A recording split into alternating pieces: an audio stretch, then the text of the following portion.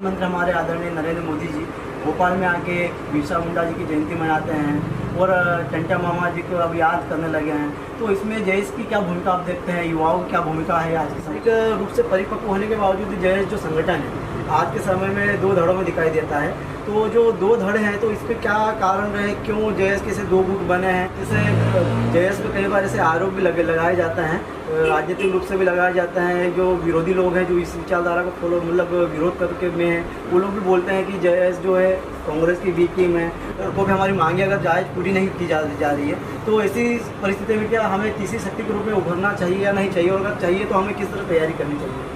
देखिए जो आनंद राय जी हैं वो उसको आप किस व्यू से देखते हैं कि वो मतलब जयेश के वास्तव में उदाहरण के तौर पे आए, मतलब दुख दर्द देख के आए, या फिर उसमें कुछ राजनीतिक रूप से कुछ छिपा हो?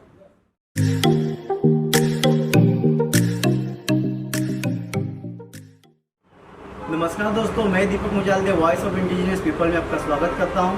साथियों, आज हम कुक्सी में आए हैं और कुक्सी में एक ऐसे व्यक्ति से अब परिचय करवाएंगे और ऐसे व्यक्ति के बारे में जानेंगे और उनकी जो सामाजिक एक्टिविटी है उसको हम समझने का प्रयास करेंगे। तो हमारे बीच में उपस्थित है लोकेश जी मुजालदा, जो कि सामाजिक कार्यकर्ता है और जिस संगठन को आज मध्य प्रदेश के साथ में पूरे देश में पहचाना जाता है उस संगठन को बनाने में इनकी बहुत ही महत्वपूर्ण भूमिका रही है। तो मैं लोकेश से जानना चाहता हूं कि उनका शुरुआती दौर किस तरह रहा, क्योंकि सोशल मीडिया पे जब आप लोगों का जो देखते हैं, जब आप लोग शुरुआती दौर के समय अभी काफ़ी कम उम्र थी, तो उस समय में कौन सी आइडियोलॉजी ने आपको प्रेरित किया? बिरसावाद, अम्बेडकरवाद के प्रति आपके मन में कैसे लगा हुआ है, कैसे उनकी राह पर चलने को आपको रास्ता मिला?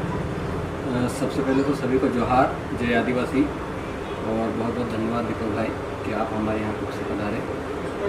हम लोग जयेश की शुरुआत कहें या आप जैसे कह रहे हैं कि किसकी आइडियोलॉजी, तो हम लोगों ने जयेश से पहले एक टंटा मामा युवा संगठन कुक्सी के नाम से बनाया था जी। एक हम लोग टंटा भील से प्रेरित हुए थे, टंटा मामा से प्रेरित हुए थे कि उन्होंने क्या संघर्ष किया जी। क्योंकि उस समय पे हम लोग शायद 2008-9 की बात है जी, और 9-10 का जो टाइम पीरियड था, उस टाइम पे जयेश नहीं था। हाँ, हम लोग टंटा मामा युवा संगठन को बनाकर उसमें काम कर रहे थे। हम छोटे छोटे आदिवासियों को मुद्दों को उठा रहे थे। सबसे पहले हम लोगों ने हमारे ही गाँव से शुरुआत की जी। हमारे ही गाँव जो तालनपुर मेरा गाँव है जी, वहाँ से हम लोगों ने जो राशन की दुकान होती है, राशन की दुकान में सही राशन नहीं मिल पाता तो उसकी एक फोटो क्लिक की है जी।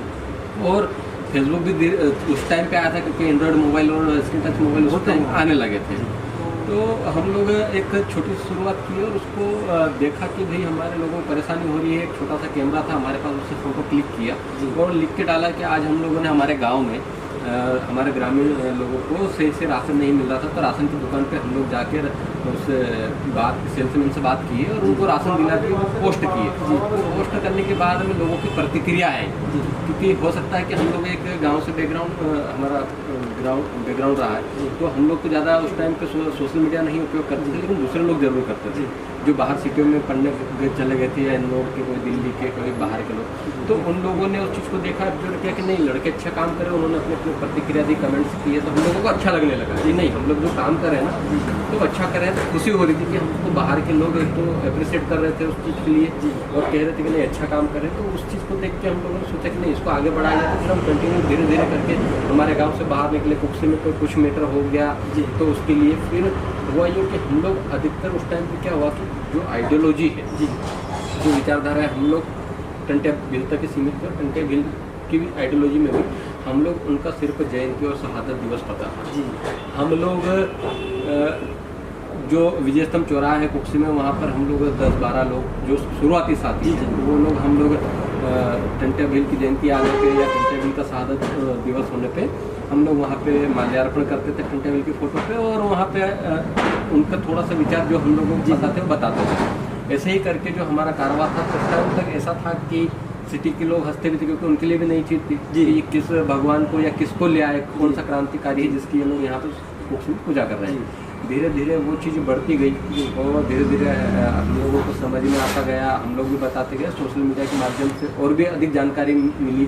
फिर हम लोग बिरसा मुंडा जी को समझे, हमारे जयपाल मुंडा जी को समझे, हम लोगों ने झलकारी बाई को पढ़ा और स्टडी किया, तो वो कहीं ना कहीं कारोबार बढ़ता गया। और जो एक टर्निंग पॉइंट होता है बोला जाए ना, कि हम लोगों ने सोचा कि टंट्या मामा युवा संगठन कुक्सी हम लोगों ने लिखा तो कुक्सी तक सीमित रह जाएगा। हमने कहा कि नहीं, इसको हम लोगों को आगे बढ़ाना चाहिए। हम लोगों ने टंट्या मामा, जय टंट्या मामा बोलना शुरू किए, और जय टंट्या मामा बोलना शुरू किए तो उसके बाद में धीरे धीरे जय आदिवासी बोलने लगे। और सब अधिकतर लोग युवा थे, तो हम लोग क्या लिखते थे कि मेरी फेसबुक आईडी, सबसे पहली फेसबुक आईडी पे मैंने लिखा था कि लोकेश मुजल्दा युवा शक्ति, तो युवा शक्ति वो एक, और जय आदिवासी एक स्लोगन, आदिवासी के जय बोलना।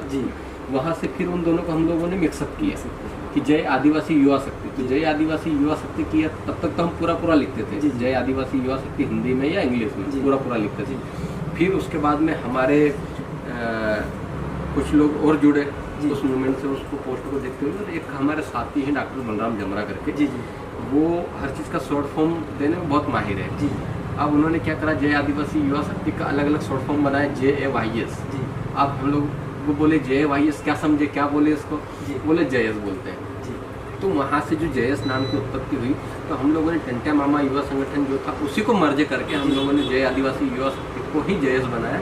तो वो शॉर्ट फॉर्म JS है, पूरा नाम जय आदिवासी युवा शक्ति। वहाँ से हम लोगों ने एक दूसरे से कनेक्ट हुए। अभी हम लोग वर्तमान में JS के माध्यम से पूरे देश भर में, एक तो संवैधानिक लड़ाई के लिए JS जाना जाता है। हम लोग चाहते हैं कि हमारे लोगों को संविधान का भी ज्ञान हो, समाज का ज्ञान हो, समाज की रीति रिवाज संस्कृति का ज्ञान हो, ताकि हम लोग हमारे समाज की संस्कृति को बचा सकें। मैं एक पूछना चाहता हूँ, जैसे अभी आज़ादी के इतने दशकों बाद भी, जैसे 70-75 वर्ष हो चुके हैं, लेकिन आज तक इतिहास में हमारे पुरखों को, हमारे महापुरुषों को, जो आदिवासी समाज के, उनको कहीं ना कहीं नज़रअंदाज किया गया। इतिहास में उनको जगह नहीं मिली, जो उनका सम्मान नहीं मिला। तो आज के समय में प्रधानमंत्री हमारे आदरणीय नरेंद्र मोदी जी भोपाल में आके बिरसा मुंडा जी की जयंती मनाते हैं, और टंट्या मामा जी को अब याद करने लगे हैं।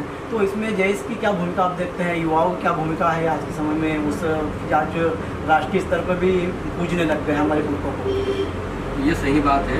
पिछले 70 सालों से, जब से देश आज़ाद हुआ, तब से हमारे क्रांतिकारी को उपेक्षाएँ हुई। हमारे क्रांतिकारी जितने भी हुए, या तो उनको इतिहासकारों ने चोर डाकू की संज्ञा देके उनको बदनाम कर दिया। वास्तव में आज़ादी की लड़ाई में सबसे पहले लड़ाके आदिवासी लोग थे। जैसे हम लोग कहते हैं कि 1857 से पहली क्रांति शुरू हुई, ठीक है। लेकिन आप ये देखेंगे कि सिद्धू कानू का पहला जो उन्मूलन था वो 1855 संताल विद्रोह, तो वो पहले ही शुरू हो चुका था। लेकिन इतिहासकारों ने वहाँ से दिखाया जहाँ से उनको दिखाना था। तो हमारे क्रांतिकारियों ने अंग्रेजों से बहुत मुकाबला किया। सबसे ज़्यादा लड़ाई लड़ने वाले आदिवासी लोग। इस देश में 1702 लड़ाइयाँ हुई हैं, और 1706 लड़ाइयाँ हुई है। 1702 लड़ाई को आदिवासी क्रांतिकारियों ने जीता है। हर बार वो जीतते आए हैं। और कभी भी ये हम लोग कहें ना कि पूरा देश गुलाम हो गया था, क्या आदिवासी गुलाम रहा, तो आदिवासी कभी गुलाम नहीं रहा। वो हमेशा संघर्ष किया, लड़ाई लड़ा, जंगल में गया, जंगल से लड़ाई लड़ा, और वहाँ पे भी वो जीत हासिल किया। इसीलिए आप देख सकते हैं कि हम जो आदिवासी लोग हैं, आदिवासियों का 1935 में ही आप अगर मोटा मोटा देखेंगे तो 1935 में आदिवासी आज़ाद हो चुके थे। अंग्रेजों ने उनको आज़ाद घोषित कर दिया था, यानी कि उनका एक रिजर्व एरिया, जिसको हम 5वीं और 6वीं अनुसूची बोलते हैं, रिजर्व एरिया, मतलब उस एरिया में अंग्रेज या कोई भी वहाँ पे घुसेगा नहीं। आदिवासी लोग जिस तरीके से जी रहे हैं, वो उनकी ज़िंदगी जिए वैसे ही रहे। तो ये इतिहास में हमारे लोगों को बहुत गलत तरीके से पेश किया गया। चाहे टंट्या भील हो, चाहे बिरसा मुंडा हो, चाहे आपका सिद्धू कानू हो, इन सभी लोगों को, चाहे राघोजी भांगरे, मतलब इन लोगों को बिल्कुल बदनाम करके ट्रीट किया गया और लोगों को वही दिखाया गया। तो लोग जो पढ़ने लिखने वाले लोग हैं, जो पुस्तक पढ़ते हैं, वो समझते हैं कि डाकू थे, लेकिन वास्तव में उन्होंने इस देश को आज़ाद कराने में महत्वपूर्ण भूमिका निभाई है। तो उन्हीं की बदौलत आज इस देश में जो बाकी की लड़ाई लड़ी गई है, 1857 के बाद वाली जितनी भी लड़ाइयाँ हुई हैं, वो उन संघर्षों उनको देखते हुए हुई है। अब हम लोग कहते हैं कि गोरिल्ला युद्ध होता है, गोरिल्ला युद्ध को सिखाने वाले कौन थे? टंट्या भील, उनसे ही सीखा है। तो आज जो प्रधानमंत्री हो गए, या मध्य प्रदेश के मुख्यमंत्री हो गए, या देश के प्रधानमंत्री हो गए, वो हमारे क्रांतिकारी को याद इसलिए करने लगे हैं क्योंकि यही जो JS युवा है, इन युवाओं ने एक क्रांति का स्तर अप कर दिया है। पहले क्या होता था कि एक डिजिटलाइजेशन दुनिया नहीं थी, फिर भी लोग लड़ते थे। जब बिरसा मुंडा का दौर था, जब इंडिया बिल का दौर था, तो यहाँ से झारखंड और झारखंड से मध्य प्रदेश से छत्तीसगढ़ में लड़ाई लड़ना हो तो एक ढोल नगाड़े, एक संदेश प्रेषित करने का माध्यम हुआ करते थे। लेकिन आज के ज़माने में क्या है, यंग जनरेशन है, डिजिटल दुनिया है, डिजिटल दुनिया में सोशल मीडिया एक ऐसा प्लेटफॉर्म है जो पूरे देश के आदिवासियों को एक मंच पे खड़ा कर दिया है और वहाँ पे एक दूसरे के विचार आदान प्रदान होते हैं। यही विचारों को देखते हुए जब मध्य प्रदेश में JS युवाओं ने ठाना कि हम लोग हमारे क्रांतिकारी पुरखों का इतिहास हम लोग सभी लोगों को दिखाएंगे। इसी का रीजन रहा है कि हम लोगों ने टंट्या भील का इतिहास दिखाया, हम लोगों ने बिरसा मुंडा का इतिहास जो ओरिजिनल इतिहास था वो ऊपर लेके आए, तो वो सरकारों तक पहुँचा और वो सरकारों तक पहुँचा, उनकी कानून में जो रेगने लगी, उनको पता लगने लगा कि आदिवासी लोग अब उनके क्रांतिकारी को जान गए और अब हम उनके क्रांतिकारी को नहीं पूजेंगे, उनको नहीं पूछेंगे, तो ये हमारे लिए मतलब उनके वोट बैंक को खतरा होगा, नुकसानदायक होगा। तो इसी को मद्देनजर रखते हुए आज देखें ना, आप बिरसा मुंडा जी का जो जन्मस्थली है वो झारखंड है ना, उलीहातू गाँव रांची में।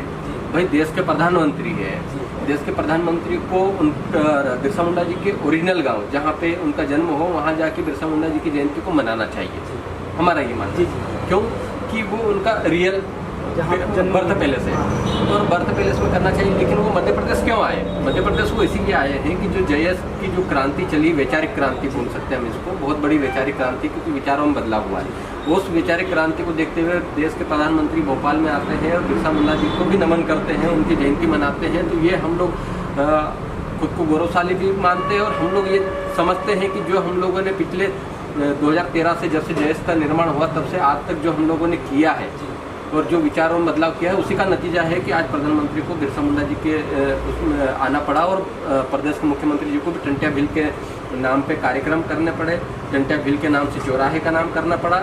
ये वैचारिक और सत्यता की ओर है। हम लोग कबीलाई लोग कहते हैं जैसे कि JS संगठन की वजह से प्रधानमंत्री नरेंद्र मोदी को यहाँ पे आना पड़ा। शिवराज मामा भी आदिवासियों के प्रति अभी बहुत नरमी दिखा रहे हैं, बहुत महापुरुषों को उनके याद कर रहे हैं और समय समय पे चाहे वो वेशभूषा पहन के या वो उनकी भाषा में बात करके उनके बीच में जाके तो उसको आप जुड़ने का प्रयास भी कर रहे हैं। लेकिन ये इसमें मूल रूप से आपका जैसा कहना है JS संगठन की इसमें बहुत बड़ी भूमिका रही है, इस वैचारिक क्रांति का आगाज करने में उनका बहुत योगदान रहा है। तो इतना वैचारिक रूप से परिपक्व होने के बावजूद JS जो संगठन है आज के समय में दो धड़ों में दिखाई देता है। तो जो दो धड़े हैं तो इसके क्या कारण रहे, क्यों JS के से दो गुट बने हैं और इसके प्रति मतलब आपका क्या हुआ? दूसरी बात ये है कि अगर आज के समय में अगर दोनों मिल के काम करें तो उनकी क्या क्या रोडमैप रहेगा, कैसे काम कर सकते हैं, एक तो संवैधानिक प्रक्रिया में शामिल होकर भी और दूसरा सड़कों पर उतर के भी। देखिए, जो पहली बात तो ये है कि आपका सवाल था कि दो धड़े, मैं कहता हूँ JS के कोई दो धड़े नहीं है। लेकिन आज के समय में सोशल मीडिया पर देखा जाता है, लोग मानते हैं एक कोर ग्रुप बोलता है और एक नेशनल ग्रुप, तो ये दो, जबकि जमीनी स्तर पर ऐसा है कि आज भी लोग सिर्फ JS को पहचानते हैं। तो इसमें कहाँ कमियाँ रह गई, कहाँ सुधार करने की गुंजाइश दिखती है आपको? देखिए, हुआ ये है कि हम लोग तो समाज को बदलने के लिए, समाज को एक अच्छी दिशा देने के लिए, समाज का डेवलपमेंट के लिए, है ना, वो डेवलपमेंट हर तरह का होता है। एक नेतृत्व वाला डेवलपमेंट हो गया आपका, एक सामाजिक तौर पे उस समाज को कैसे आगे बढ़ाया जाए, ये हम लोगों ने किया। लेकिन हुआ क्या है कि कुछ अपवाद स्वरूप हर समाज में कहीं ना कहीं लोग होते हैं, ठीक है, आप ये चीज़ को समझ सकते हैं। तो कहीं एक या दो लोग अगर कहीं बाहर चले जाते हैं तो हम उसको दो धड़े नहीं बोल सकते। दो धड़े कब कहा जाता है? जब JS के 50 लोग इधर हों और 50 लोग इधर हो तो दो धड़े कहे जाएंगे। जब 90 लोग एक तरफ हैं, 10 लोग एक तरफ हैं, तो दो धड़े नहीं होते। कोई अपने स्वार्थ के लिए अगर कहीं किसी पार्टी को ज्वाइन कर ले तो वो उनका निजी मामला है ना, वो JS का मामला नहीं। JS क्या है? JS हर आदिवासी युवाओं का एक सिंबल बन चुका है, हर आदिवासी युवाओं का एक जुनून बन चुका है। JS क्या है? JS कोई व्यक्ति नहीं है, JS एक विचारधारा है और विचारधारा कैसी समाज को आगे बढ़ाने की, समाज में परिवर्तन लाने की, संवैधानिक हक अधिकारों को लड़ने की, चाहे वो जमीन की बात हो, चाहे वो कोर्ट का में लड़ने की बात हो, तो हम लोग तो लड़ने के लिए प्रेरित करते हैं। और लड़ना कौन सा? संवैधानिक तरीके से ना, अहिंसक तरीके से। हम हिंसा का समर्थन नहीं करते, अहिंसक करते, तो वो होता है। और जिसमें अगर कोई अपने निजी स्वार्थ के लिए अगर कोई पार्टी ज्वाइन कर लेता है और वो कहे कि मैं JS का ये हूँ वो हूँ, तो वो चीज़ें गलत है। और दूसरी चीज़, एक दो धड़े वो इसीलिए लोगों को ऐसा लगता है कि एक मोनोपोली बना दी गई कि ये भी JS है, ये भी JS है। हम लोग कहते हैं JS शुद्ध रूप से सामाजिक है, दूसरा जो पार्टी में गया वो पार्टी का व्यक्ति है। मतलब आपका कहने का कुल मिलाने का ये है कि जैसे जो गए अपना निजी व्यक्तिगत उनका स्वार्थ था या कुछ भी हो, लेकिन जो समाज के बीच में जो भी खड़ा हुआ आज जयेश के रूप में ही खड़ा है, वो कोर्ट नहीं दिख रहा, वो नेशनल नहीं दिख रहा, वो सिर्फ जयेश को दिख रहा है, जयेश को दिख रहा है। और आज भी आप देख सकते हैं कि सारे जो जयेश के कार्यकर्ता हैं, हमारे पुराने साथी हो या नए साथी हो, सबका जयेश को बनाने में बराबर योगदान है। और आज भी एक साथ मिलकर हम लोग आंदोलन करते हैं। जिनमें पार्टी का किसी राजनीतिक दल का मोह हो सकता है, वो उस आंदोलन में नहीं आते, तो वो उस पार्टी के, हम लोग कह रहे हैं कि वो उस पार्टी के से बिलोंग करते हैं, क्योंकि जो पार्टी का सदस्यता लिया है वो उस पार्टी का हो गया है, वो जयेश का नहीं है। हमारी गाइडलाइन जो है स्पष्ट लिखा हुआ है कि जो किसी राजनीतिक दल की सदस्यता लेगा या किसी पार्टी को में चले जाएगा, सदस्यता लेगा, तो वो जयेश का पदाधिकारी नहीं होगा। तो वो अपने आप को कुछ भी लिखे, लेकिन जयेश गाइडलाइन के रूल्स के अनुसार वो बाहर है। तो हम लोग उनको नहीं मानते कि वो जयेश कब रहे हैं, क्योंकि हम लोग कहते हैं कि वो पार्टी के हो गए हैं, तो पार्टी के। तो इसमें लोकेश जी, जैसे जयेश पे कई बार ऐसे आरोप भी लगाए जाते हैं, राजनीतिक रूप से भी लगाए जाते हैं। जो विरोधी लोग हैं, जो इस विचारधारा को फॉलो मतलब विरोध करके में हैं, वो लोग भी बोलते हैं कि जयेश जो है कांग्रेस की बी टीम है। और कई जगह देखा जाता है कि जो जयेश के जो लोग हैं, जो कि काफ़ी जिन्होंने योगदान दिया जयेश को बनाने में, और जो काफ़ी जिनको फेमस है जयेश के नाम से, तो उन लोगों का कांग्रेस की तरफ झुकाव बहुत सारे लोग अक्सर मौक़ों पे देखा जाता है। तो जैसे अगर आज़ादी के इतने दशकों बाद भी अगर हम लोग हाशिए पे हैं, तो उसमें जितना बीजेपी दोषी उतने कांग्रेस भी है। तो बहुत एक वर्ग का कांग्रेस की तरफ झुकाव भी कुछ न कुछ, उनका जो विरोधी लोग हैं उनका आरोप भी कहीं ना कहीं सच साबित होता है। इस पर आपका क्या व्यू है? देखिए, वही कह रहा हूँ कि कोई अपने निजी मामले को लेकर वो किसी की ओर झुकाव में है, तो उनका निजी है, वो जयेश का नहीं है। हम ये कह सकते हैं, अगर ये कहें कि पूरा जयेश अगर उनको एक तरफा सपोर्ट कर रहा है, चाहे वो बीजेपी हो या कांग्रेस, तो हम लोग कह सकते हैं वो बी टीम है। पूरा जयेश तो नहीं गया, कोई एक व्यक्ति गया, तो एक व्यक्ति के जाने से आप ये नहीं कह सकते ना कि पूरा जयेश सॉफ्ट कॉर्नर है। ठीक है, कांग्रेस का जैसा आपका कहना है कि आदिवासी समाज में सॉफ्ट कॉर्नर कांग्रेस का रहा है पिछले दशकों में, क्योंकि वो भी क्या है कि वो धीरे धीरे कुतर के खाती है ना। और जो बीजेपी आई है वो एकदम से नोच के ही खाने का काम कर रही है। लेकिन हमारे लिए नुकसानदायक, आदिवासी समाज के लिए नुकसानदायक दोनों ही दल हैं, क्योंकि आज अगर कांग्रेस ने सही से काम किया होता या बीजेपी ने सही से काम किया होता, तो शायद हम लोगों को जयेश बनाने की जरूरत नहीं पड़ती, क्योंकि काम हो गया होता ना, ऑलरेडी सब कुछ हो चुका होता, तो हम लोग नहीं बनाते, जयेश खड़ा ही नहीं होता। क्योंकि भाई पार्टियां कर रही है, तो फिर हमको खड़ा होने की क्या जरूरत है। इसलिए हम लोग कहते हैं कि हम लोग जयेश के माध्यम से समाज की संवैधानिक आवाज को बुलंद कर रहे हैं। हम लोग किसी पार्टी को सपोर्ट नहीं कर रहे हैं। कुछ लोग गए हैं, इसकी वजह से आरोप लगते रहे हैं, लेकिन हम लोग बार बार यही कहते हैं, प्रेस कॉन्फ्रेंस में भी कहते रहे हैं, बार बार ये चीज़ें बताते रहे हैं कि भाई किसी एक व्यक्ति के जाने से पूरा संगठन नहीं जाता है ना। आपका एक आरएसएस ले लीजिए, आरएसएस की अगर बात करें तो आरएसएस में रहने वाला व्यक्ति ही बीजेपी में चले जाता, तो इसका ये मतलब नहीं कि पूरी आरएसएस बीजेपी में चले गई, है ना। वो कभी नहीं बोलते हैं। आज अभी आप देख सकते हैं मध्य प्रदेश में ज्योतिरादित्य सिंधिया, एक व्यक्ति उसके 10 लोगों को लेके बीजेपी में शामिल हो गए। वो अब बीजेपी में जैसे शामिल हो गए, तो आप ये नहीं कह सकते कि पूरी कांग्रेस बीजेपी में चली गई। तो इसी तरह से जयेश का कोई अगर एक व्यक्ति गया है तो व्यक्तिगत गया, ना कि जयेश गया है। इसलिए जयेश ना तो कांग्रेस की ए टीम है, ना बीजेपी की बी टीम है, किसी का ए टीम बी टीम नहीं है। वो स्वतंत्र है और निष्पक्ष तरीके से अपनी आवाज़ को बुलंद कर रहा है। तो जैसे अब हमारे अभी तक कांग्रेस भी हमारी उम्मीदों पर खड़े नहीं उतरी आदिवासियों की, और ना ही बीजेपी। तो ऐसी परिस्थितियों में अगर जैसे सामने 2023 आ रहा है, तो अगर हमारे समाज को, वंचित तबके को कोई बात सुनी नहीं जाती है, हमें जो उचित सम्मान मिलना हक अधिकारों की जो बात करते हैं, सड़कों पे हमारी मांगे अगर जायज़ पूरी नहीं की जा रही है, तो ऐसी परिस्थिति में क्या हमें तीसरी शक्ति के रूप में उभरना चाहिए या नहीं चाहिए, और अगर चाहिए तो हमें किस तरह तैयारी करनी चाहिए? देखिए, आने वाले समय में हमारे मध्य प्रदेश में चुनाव भी है जी, और तीसरी शक्ति के रूप में उभरना या नहीं उभरना ये समाज तय करेगा जी ना। ये मैं भले आज राष्ट्रीय प्रभारी के पद पे हूँ, लेकिन हम लोग समाज के लोगों से, हमारे वरिष्ठ जनों से, हमारे युवा साथी जो ग्राउंड लेवल पे काम कर रहे हैं, उनसे सबसे पूछ के क्या होगा, क्या करना चाहिए, उनके सबकी सहमति बनने के बाद ही कोई डिसीजन ले पाएंगे इस। हाँ, पर ये चीज़ है कि दोनों पार्टियों ने आज तक हमारी उपेक्षा की है, आज तक हम लोग हमारे लोगों को इस्तेमाल किए हैं, और हमारे लोग सिर्फ झंडा और डंडा तोड़ने तक ही सीमित रह गए हैं। और जो उस पार्टी में जाके गए भी हैं, और दोनों पार्टियों से ऐसा तो नहीं, 47 सीट आदिवासियों की है, यहाँ पे 2 करोड़ आदिवासी मध्य प्रदेश में रहते हैं, उसका नेतृत्व तो 47 जो MLA है वो करते हैं। तो वो लोग उस तरीके से जिस तरीके से चाहते थे हम लोग कि जो आवाज़ विधानसभा या लोकसभा में उठाई जानी चाहिए वो उठाई नहीं अभी तक। तो हो सकता है कि आने वाले समय में कुछ हो, लेकिन वो सब समाप्त नहीं करेगा। लोकेश जी, जैसे कि जयेश जब भी मतलब मुखर हुआ है, इसमें सबसे बड़ा उनका मुद्दा रहा है 5वीं अनुसूची 6वीं अनुसूची, और जिससे कि हम अभी 5वीं अनुसूची क्षेत्र में आता है और पेशा कानून की जो बात जो जयेश करता है, तो इसमें अभी तक हमारे जो जनप्रतिनिधि 70-75 सालों जो राज कर रहा है, हमारे समाज के नाते जो चुन के जाते हैं, हमारे कोटे से जाते हैं, तो उन्होंने कभी इस मांग को उठाया नहीं है। और जयेश ने इस मांग को किस नज़रिए से देखता है और जयेश इस मांग को इतना जो तरीके से समर्थन क्यों करता है कि ये लागू होना चाहिए? इसमें क्या भविष्य दिखता है आने वाले समय में 5वीं अनुसूची में पैसे और पैसा कानून में? देखिए, 5वीं अनुसूची की जहाँ तक बात है कि आप जैसे कह रहे जनप्रतिनिधि, उन्होंने तो आवाज़ उठाई नहीं। आज मैं तो ये कहता हूँ कि जितने भी जनप्रतिनिधि आज तक चुन के गए उनको 5वीं अनुसूची का सही से ज्ञान ही नहीं है, और उनको हम बताने की कोशिश भी किए हैं कई बार कि 5वीं अनुसूची में ये प्रावधान है, लेकिन उनको ये डर है कि अगर ये 5वीं अनुसूची सच में लागू हो जाएगी तो उनकी कुर्सी खतरे में हो जाएगी। इस वजह से वो लोग क्या करते हैं, बात नहीं उठाते।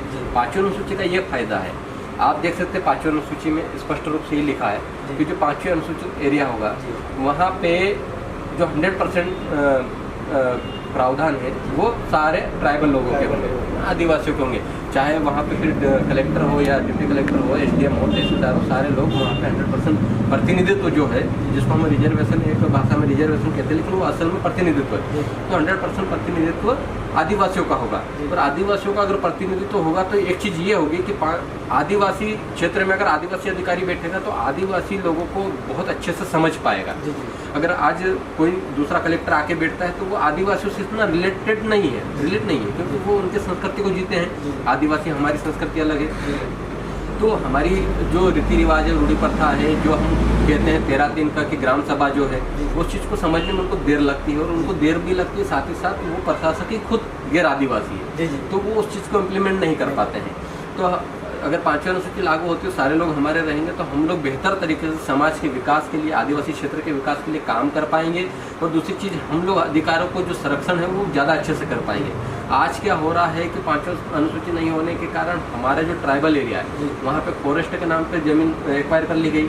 आपका सरकारी ज़मीन हर ग्राम पंचायत में बना दी जाती है, उसको वो लोग कुछ न कुछ या तो इंडस्ट्री ले आते हैं या तो कोई गौशाला या कोई भी उनका जो प्रोजेक्ट है उसके नाम पे हमारी ज़मीन को एक्वायर कर लिया जाता है। वो 5वीं अनुसूची में एक्वायर नहीं की जाएगी, क्योंकि वहाँ पे जो 100% ज़मीन भी है, या किसी ग्राम पंचायत की है या कोई तहसील की है या कोई डिस्ट्रिक्ट की है, वो पूरी ज़मीन आदिवासियों के अधीन रहेगी। जब तक आदिवासी समाज वहाँ पे हामी नहीं भरेगा कि हाँ भैया ये इतनी ज़मीन हम लोग आप लोगों को देते हैं, गवर्नमेंट को देते हैं, तब तक वो ज़मीन को नहीं ले सकते। तो ये हमारे पास एक पावर हो जाएगा। एक तो हमारा ज़मीन का संरक्षण होगा, दूसरा हमारा रीति रिवाज, तीसरा हमारा अधिकारों का संरक्षण होगा, और चौथी चीज़ कि एक आदिवासी दूसरे आदिवासी से अच्छे को रिलेटेड कर पाएगा, तो एक अपनी समस्या को लेकर आराम से वो एक दूसरे से वार्तालाप कर सकते हैं, डिस्कस कर सकते हैं। तो ये चीज़ें 5वीं अनुसूची में काफ़ी हद तक सेफ हो जाएगी। मतलब जो आदिवासी लोगों को काफ़ी इससे वो हो सकता है, उनका जो शोषण वो कम हो सकता है, क्योंकि उसको मालिकियत का हक मिल जाता है, उनको भागीदारी मिलती है, उनकी हिस्सेदारी मिलती है, और जो भी उनके जो खनिज संपदा है उस पर भी उनका पूरा हक रहता है, उसको अब वो अपने हिसाब से उसको मैनेज कर सकता है। आज आप देखिए ना, माइंस के सभी ट्राइबल एरिया में हर गाँव में एक गाँव छोड़ के माइंस के वहाँ पे खदानें चल रही हैं। उन खदानों में सारे गैर आदिवासी लोग बैठे हुए, जबकि 5वीं अनुसूची क्या कहती है, जिसकी ज़मीन उसकी खदान और उसका खनिज है ना, उसका मालिकियत वही आदिवासी होगा। लेकिन आज आदिवासी क्षेत्र में फर्जी तरीके से ग्राम सभा का टेढ़ा प्रस्ताव बना के वो लोग वहाँ पे सालों से ज़मीन पे माइनिंग कर रहे हैं, और वहाँ से निकाल के बेच रहे हैं, और उसका पैसा किसको जा रहा है, जो वहाँ पे माइनिंग का मालिक है, और सब प्रशासन के साठगांठ में हो रहा है। तो 5वीं अनुसूची में कहीं ना कहीं वो हमारा जो संरक्षण वाली जो बात की, ज़मीन का संरक्षण होगा, उसके अंदर की जो चीज़ें हम मालिकियत को हासिल कर लेंगे वो चीज़ें वहाँ पे हो जाएगी। और इसीलिए हम लोग जो पहले से ही मुद्दा रहा है कि 5वीं अनुसूची को लागू करो, लागू है वो, हम लोग भी मानते लागू है, लेकिन उस तरीके से इम्प्लीमेंटेशन नहीं किया जा रहा है। हम लोग धीरे धीरे उस चीज़ को करवाने की कोशिश में लगे हैं। इसलिए हम लोग कहते हैं 5वीं अनुसूची में 13 दिन तक की ग्राम सभा आती है, जो पारंपरिक ग्राम सभा होती है, वो पारंपरिक ग्राम सभा के तहत अगर आपको परमिशन दी गई है कि माइनिंग आप कीजिए तब आप कर सकते हैं, बाकी का माइनिंग आप लोगों का अवैध है। हम लोग ये बार बार कहते हैं, सुप्रीम कोर्ट की जजमेंट है, वेदांता का जजमेंट है, तो उस जजमेंट के हिसाब से हम लोग बात करते हैं। हम लोग कोई बाहरी बात नहीं करें, जो संविधान में लिखा है, जो संविधान का क्राइटेरिया उसी के आधार पर हम लोग। अभी कुछ दिनों पहले अपने जो मध्य प्रदेश के मुख्यमंत्री जी शिवराज सिंह चौहान जी, उन्होंने भी स्टेटमेंट दिया था कि अब हम जो पेशा कानून है वो बहुत जल्दी लाने वाले हैं। तो उसमें क्या वो राजनीतिक रूप से एक उनका स्टेटमेंट है या फिर धरातल पे लागू भी होगा? नहीं, देखिए, उन्होंने जो पेशा कानून लागू करने की बात की है, वो पेशा कानून हम लोग जो चाहते थे वो पेशा कानून को तोड़ मोड़ के लागू करने की बात करें। जो हमारा पेशा कानून जो संविधान में है, वो पेशा कानून क्या कहता है कि आपके ट्राइबल एरिया में जो ट्राइबल वही ग्राम सभा जो डिसीजन लेगी वो फाइनल डिसीजन होगा। लेकिन इन्होंने क्या किया कि वहाँ पे एक नोडल अधिकारी बिठा दिया है। बाहर का नोडल अधिकारी जाएगा, ग्राम सभा में बात करेगा। तो पहले ही हमारे लोग वो में लिटरेसी की थोड़ी सी कमी है, कुछ लोग पढ़ लिख के आगे आए हैं लेकिन थोड़ा सा कमी है। अब वहाँ पे नोडल अधिकारी जाएगा, नोडल अधिकारी अगर बात करता है और कहता है कि यहाँ तो वो गांव के लोग सारे लोग उनकी बात मान लेंगे। हम लोग चाहते हैं कि जो भी ग्राम सभा हो, ग्राम सभा जो पेशा एक्ट में ग्राम सभा है, वो ग्राम सभा के तहत वो चुनाव प्रक्रिया को वहाँ पे ला रहे हैं। हम कहते हैं ग्राम सभा को बाद में लाइए, आप 5वीं अनुसूची को पहले ले आइए।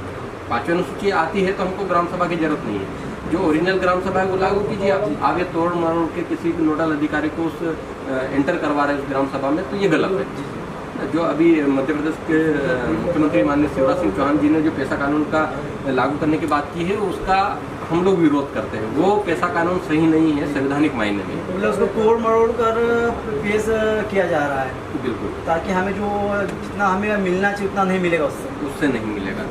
और आखिरी मतलब अभी मैं जानना चाहता हूँ कि जैसे अभी कुछ दिनों से, जैसे 2-3 वर्षों से और अभी कुछ 1-1.5 साल से जो आनंद राय जी वो अपने आप को जयेश का हितैषी बताते हैं और जयेश संगठन से काफ़ी नज़दीकियाँ रही हैं। तो जब वो एक धड़े के थे तो दूसरा धड़ा उनका विरोध करता था और अभी उनका वो ग्रुप के काफ़ी लोगों से जो जयेश में काफ़ी एक्टिव लोग हैं उनसे काफ़ी नज़दीकियाँ बन रही है और उनका विरोध दूसरे धड़े वाले लोग कर रहे हैं। तो जयेश के जो आनंद राय जी हैं वो उसको आप किस व्यू से देखते हैं कि वो मतलब जयेश के वास्तव में उदाहरण के तौर पे आए, मतलब दुख दर्द देख के आए, या फिर उसमें कुछ राजनीतिक रूप से कुछ छिपा हो?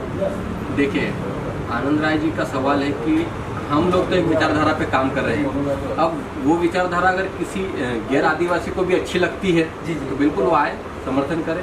लेकिन कई जगह भी इंटरव्यू में दिखाया गया कि वो 1-2 जगह चैनल पे शायद संरक्षक के तौर पे उनका नाम आया था। नहीं, वो गलत है। वो गलत है। मतलब संगठन में जो दिन रात जो आदिवासी समाज के युवाओं ने मेहनत करी है, और कहीं ऐसा नहीं हो कि जो आदिवासी समाज के युवा दिन रात मेहनत करें और उनके ऊपर उनकी मेहनत को कोई वो ऐसा वोट बटो के कोई वो पहुंचा दे, इसको कोई खतरा तो नहीं सर? नहीं, देखिए, जयेश की विचारधारा इतनी भी कमजोर नहीं है कि कोई उसको हाईजेक कर ले। जी।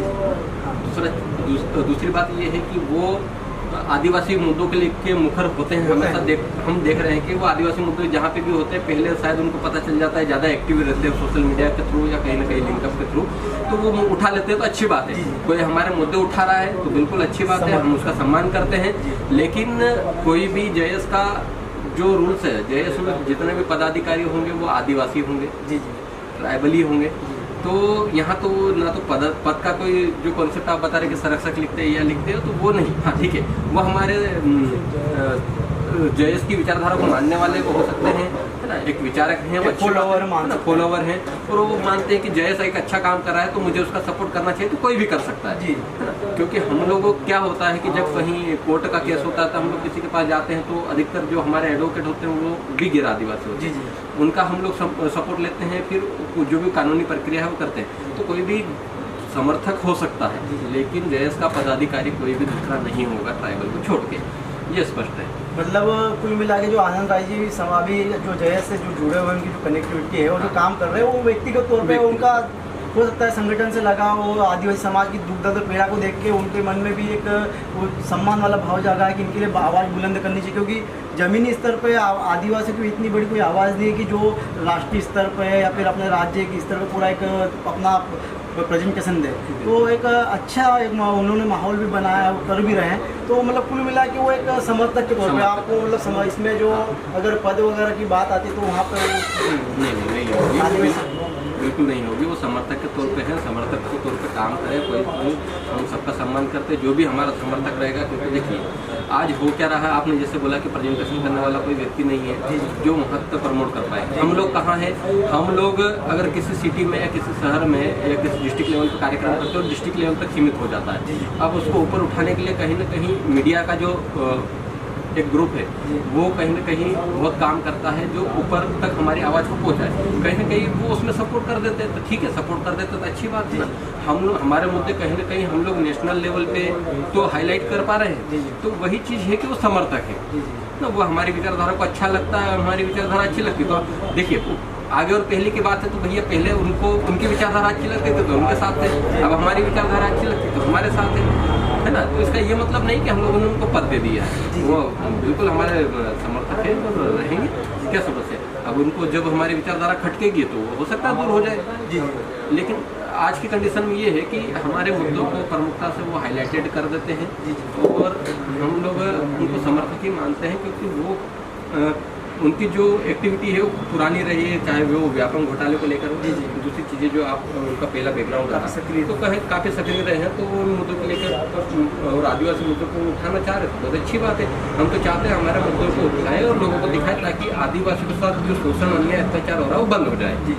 तो जब तक कोई ना कोई ऐसा सोर्स नहीं मिलेगा तब तक शायद हमारी आवाज़ को वहाँ तक पहुँचा नहीं पाएंगे, हम लोग एक लिमिट एरिया में सीमित हो जाएंगे। तो हम लोगों की आवाज़ जा रही है और जाने के साथ साथ देश के प्रधानमंत्री तक को वो आवाज़ सुनाई दे रही है। इसी के तहत वो भोपाल आ रहे हैं, कार्यक्रम कर रहे हैं, तो ये हमारे लिए अच्छी बात है कि हम सही दिशा में काम कर रहे हैं। तो लोकेश जी, मेरा आखिरी सवाल आपसे है कि जो आदिवासी जो समाज का अभी तक जो हाशिए पे रखा गया है, इतना बड़ी जो लोकतांत्रिक प्रक्रिया में सबको प्रतिनिधित्व का अधिकार मिला है, सबको अपने अपने समाज की बात रखने का, उनके समस्या समाधान में चर्चा करने का जो संविधान में जो प्रावधान किया गया, उसके बावजूद भी आदिवासी हाशिए पे हैं। तो उसके लिए जेएस की क्या प्लानिंग है और सब जो समस्याएं हैं उसको किस एंगल से देखती है, उसके समाधान पे किस तरह से काम कर रही है या करेगी? देखिए, सबसे पहले तो हाशिए पे होने का कारण ये है कि जो हमारे चुनकर प्रतिनिधि आज तक गए ना, उन लोगों ने अपनी कुर्सी के अलावा समाज का नहीं सोचा। हम लोग तो सबसे पहले उन प्रतिनिधियों को जगाने की कोशिश कर रहे हैं। अभी आप देख सकते हैं कि लगातार अभी 5-7 सालों में जो जेएस के आंदोलन हुए, तो जो विपक्ष को जिन मुद्दों को उठाना चाहिए, कहीं ना कहीं जेएस जब उठाता है तब जाके विपक्ष को समझ में आता है कि अच्छा ये मुद्दा है, हम लोगों को इसकी आवाज़ उठानी चाहिए ना। तो विपक्ष आज कांग्रेस नहीं रह गया है। मध्य प्रदेश की बात करें तो विपक्ष आज कांग्रेस नहीं रह गया, आज विपक्ष जेएस बन गया है। जेएस उठाता है, फिर कांग्रेस उसके पीछे पीछे अपना रोटी सेकने के लिए आ जाती है। तो हम लोग कह रहे हैं कि भैया जो जनप्रतिनिधि आप किस काम के हो, हमने आपको चुन के भेजा, हमारे अधिकारों की बात करने के लिए भेजा, हमारे साथ अन्याय अत्याचार हो रहा है उसकी बात करने के लिए भेजा, आप उसका 1% भी नहीं उठा पा रहे। तो कहीं ना कहीं अब युवा जो है 21वीं सदी का वो जाग चुका है, वो समझ चुका है कि कांग्रेस और बीजेपी में जाने वाले लोग हमारे मुद्दों को कभी नहीं उठाएंगे। तो कहीं ना कहीं अब आने वाले समय में हो सकता है कि कुछ बदलाव हो, जैसा कि आप पूरे भारत में देख सकते हैं कि कहीं ना कहीं बदलाव की एक स्थिति बनी है और विपक्ष का जो भूमिका होनी चाहिए वो कमज़ोर होती जा रही है, कहीं ना कहीं ख़त्म भी होती जा रही है। तो जैसा भी समाज के लोग और जो युवा डिसाइड करेंगे वो कहीं ना कहीं होगा। और हम लोगों का पहला काम है कि हम लोग समाज के अधिकारों के लिए जनप्रतिनिधि नहीं जागेंगे तो हम लड़ेंगे। हम कहाँ लड़ सकते हैं? रोड पे। तो वही आंदोलन हम आज तक करते आए, चाहे आप नेमावर की बात ले लो, चाहे आप खैरकुंडी खरगोन की बात ले लीजिए, चाहे कहीं पे भी जहाँ पे भी अन्याय हुआ वहाँ पे जेएस सबसे पहले खड़ा हुआ है। उसके पीछे पीछे राजनीतिक दल भी आ जाते हैं अपनी अपनी देखने के लिए। अगर कहीं पे हो सके कि कांग्रेस का विधायक है तो बीजेपी के लोग आ जाते हैं, कहीं बीजेपी का विधायक है तो कांग्रेस के लोग आ जाते हैं। वो क्या करते हैं, अपना अपना रोटियाँ सेकते हैं। तो हम लोग कह रहे हैं कि भाई किसी के डंडे और झंडे मत उठाओ। अभी जो दौर है वो एक परिवर्तन का दौर है और आदिवासी समाज को बचाने के लिए आखिरी पीढ़ी है। आखिरी पीढ़ी अगर समझ गई और बचा लिया तो समाज जिंदा रह जाएगा, वरना हम लोगों को गर्त में डाल दिया जाएगा। तो बहुत बहुत धन्यवाद लोकेश जी, आपसे बहुत अच्छा लगा हमें मिलकर। और जेएस जो संगठन है जो कि आज के समय में देश के कोने कोने में युवाओं में जो आदिवासी युवा हैं उनके बीच में काफ़ी लोकप्रिय हुआ है। और आज बिरसावाद को लेके या फिर अपने जो भी आदिवासी टंट्या मामा हो गए, भीमा नायक हो गए, ऐसे कई महापुरुष हैं, उनको लेकर आइडियोलॉजी को लेकर काम भी कर रहे हैं। तो इसमें जेएस का बहुत बड़ा योगदान है, क्योंकि आज पहले शर्माते थे अपनी पहचान बताने में और आज को चाहे अधिकारी वर्ग हो कि पढ़ा लिखा वर्ग हो कि चाहे अशिक्षित वर्ग हो, गाँव कस्बों में रहने वाले हो, हर कोई आज अपने आप को आदिवासी बोलने का गर्व महसूस करते हैं। तो उसमें बहुत बड़ा योगदान जयेश संगठन का रहा है। खैर आगे देखते हैं कि आगे क्या होगा, संगठन किस दिशा में काम करता है, और हम उम्मीद करते हैं कि संगठन को फले फूले और हर एक समाज के एक जो दुख दर्द है, तकलीफ को जयेश उठाए और उसके समाधान पर काम करें। तो बहुत बहुत धन्यवाद लोकेश जी, आपसे बात करके बहुत अच्छा लगा। बहुत बहुत धन्यवाद दीपक भाई। भाई हमारे कैमरामैन अनिल जामोद जी, जिसको हम पांडे जी कहते हैं। तो आप सभी आए और हमारे संदेश को लोगों तक पहुंचाने में आपका बहुत बहुत योगदान रहेगा, सहयोग रहेगा। आपका बहुत बहुत धन्यवाद, आभार।